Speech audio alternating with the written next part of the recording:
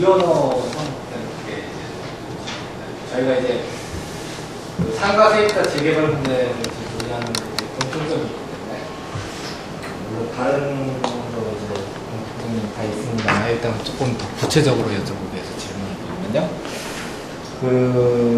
철거하는 어떤 이주관리업체가 철거 현장에서 용역을 투입할 때 그 현장에서 이제 아까 말씀하신 것처럼 이제 경찰이 입회하에 있는 경우가 많지 않습니까?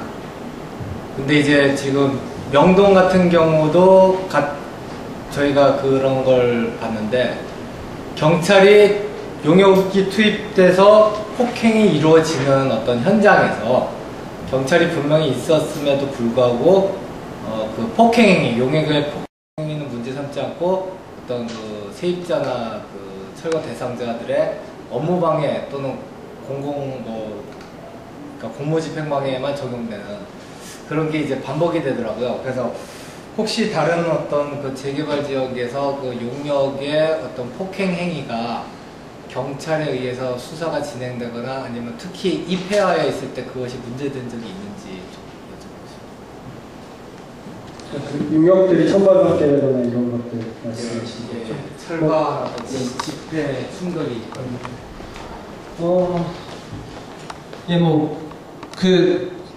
제 자료에서 그 장세한 의원실 자료도 보면 2008년부터 이제 이 철거 현장에서 관련돼서 뭐 검거되거나 기소되거나 이런 것들 통계를 보더라도 절대적으로 사실은 철거민들에 대한 기소나 검거가 거의 압도적이고 건설사나 용역업체 직원들에 대한 검거는 사실 좀 거의 그 세입자들에 비해서 명수로 보면 111명의 세입자들이 그 기소되거나 검거된 것에 반해서 이 철거업체나 이 시행사 쪽 기소되거나 검거된 건 한 11명 정도 2008년부터 했을 때 이런 통계로도 나오고 있는데 실제적으로 흔히 그 경찰이 애초부터 현장에 투입되기도 하고 사실 그렇지 않은 것도 상당히 많죠. 그러니까 그 집행이 있고 거기에서 폭력이 예상된다고 판단했을 때 경찰들이 미리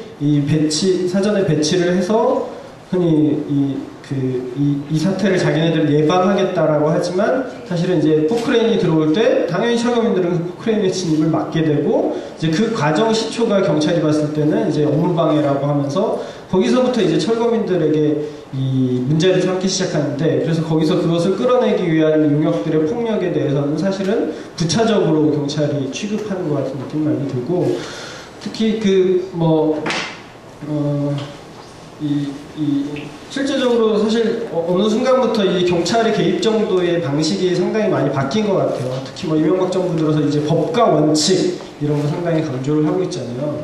그러면서 사실은 이제 기존의 이 철거 싸움이라는 게 어떻게 보면 철거민들과 용역 깡패들의 이 지역의 철거를 둘러싼 이 싸움들로 진행되는 게 있었다면은 지금은 이제 사실은 용역들이 경찰을 더 많이 이용을 하죠. 용역들이 경찰에 아마 더 많이 신고를 할 거예요. 철거민들보다.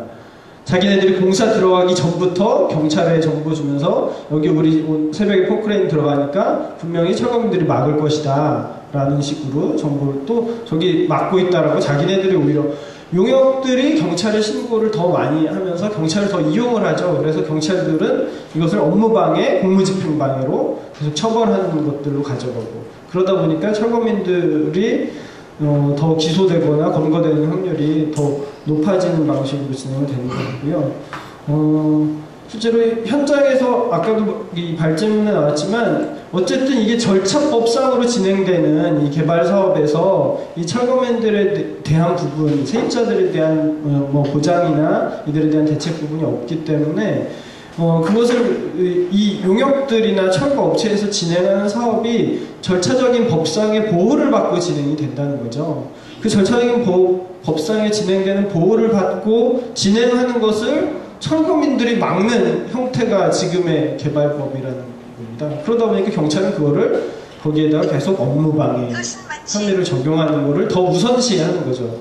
좀 전에 그 노전 쪽 이 최인기 동지가 말씀하셨지만 경찰들이 경비업법 잘 모르거든요. 그러니까 이 경비업법 규정을 들어서 적극적으로 이 용역들의 문제에 대해서 불법 짚어내려고도 하지 못하고 있는 거고, 또 말씀하셨지만 물론 이제 그 경비업체 쪽에 그 경찰 간부들의 취업률이 높다라고 하셨잖아요. 실제적으로 그 청년대에서 분석한 자료에서 보면은. 그런데 또 이 철거업체는 물론 경찰 간부들이 철거업체로 직접 이렇게 재취업하는 형태는 거의 없고, 말씀드렸듯이 철거업체 자체가 일종의 폭력 조직 출신들이 오너로 되어 있고, 이런 사람들은 사실 어떻게 보면 젊었을 때부터 자기가 정말 그 조직에 있을 때부터 경찰들하고는 진짜 뭐 여러 가지 관계들을 가지고 있었던 사람들이잖아요. 그래서 웬만한 경찰서의 주요 간부들과 형님 동생 하면서 지내는 사이들이고, 그런 것들의 이 커넥션들이 존재를 하고 있는 상황 속에서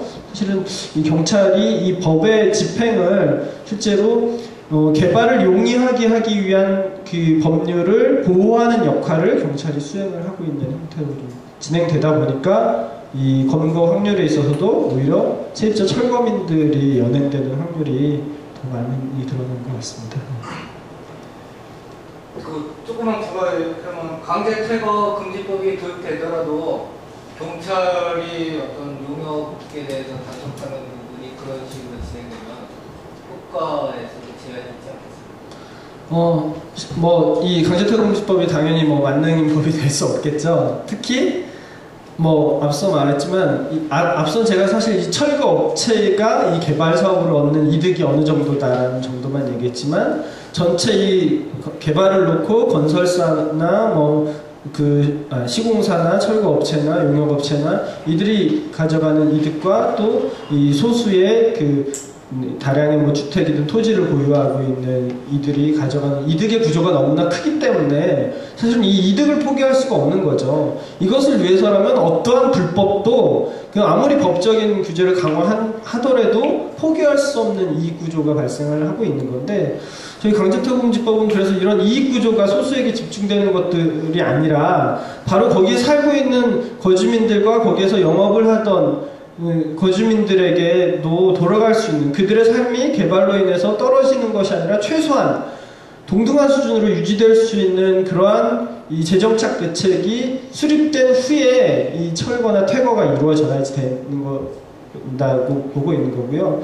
그런 구조 속에서 어떻게 보면 그 이익에 대한 분배도 좀 거론이 되면서 결국 이 폭력의 문제에 대해서 좀 예방을 해 나가야 된다라고 좀 접근하고 있습니다.